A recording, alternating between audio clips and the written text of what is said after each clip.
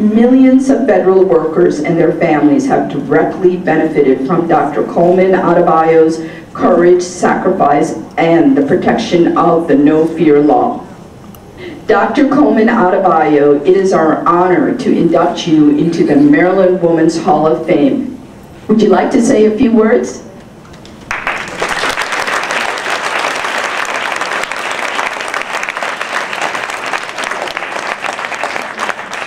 Well, good evening. Good evening. Wow, that is a beautiful symbol of what this evening is about. So thank you so much. I'm very grateful to the Maryland Commission on Women, Judith Von Prater, the legislators here. Thank you so much for coming. This is such an incredible honor. My deepest thanks to Linda Plummer, President of the Montgomery County NAACP, for her nomination and her leadership, and Dr. Sterling King and William Ellis for their recommendations. And I also have to shout out to my college, Barnard College and MIT, for decades of support. I'm honored and humbled to join my sheroes.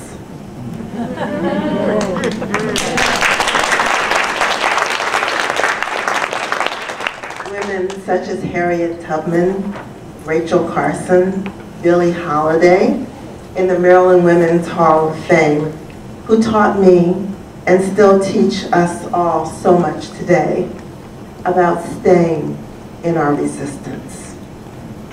Yet I did not come here alone. With me are the power and strength of my husband, Dr. Olusegun Adebayo, and the brilliance and big-heartedness of our two children, Bolashade and Olushina Adebayo. My friends, many of whom are with me today, and comrades in the No Fear Coalition who worked successfully to change the old boy culture within our government. Winning a lawsuit against the EPA, the federal government, meant that individuals can take on daunting odds and win.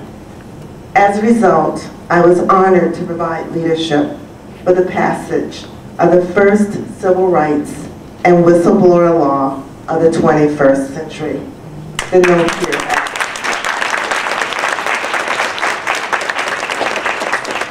I chronicled that spiritual journey in my book, No Fear, and pray to bring that story one day to film. As women, we must never underestimate or undervalue the power of our stories and our achievements. Now, each week my colleagues and I at Black Agenda Report, an online news service, engage in combat on the battlefield of memory, giving voice to common people and bearing witness to their struggles, often communities refusing to surrender their humanity and fates to corporations and hostile actions. This has defined, in many instances, the African experience in America.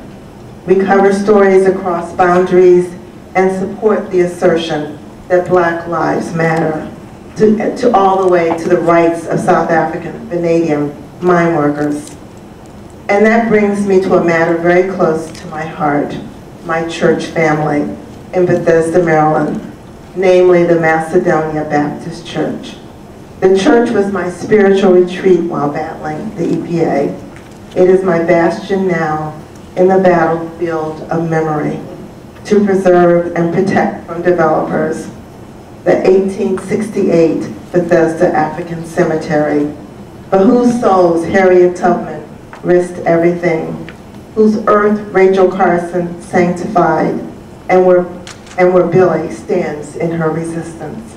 Their voices rising still to encourage us to resist.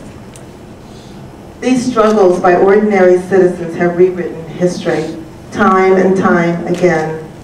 We have proven that when we stand in our resistance, the battlefield of memory is the people's hallowed ground. This has never been more important than it is today. And once again, it is women who are leading the way. So on behalf of my family, my church, my friends, and colleagues, I am thrilled that you honor me with induction into the Maryland Women's Hall of Fame. Thank you very much.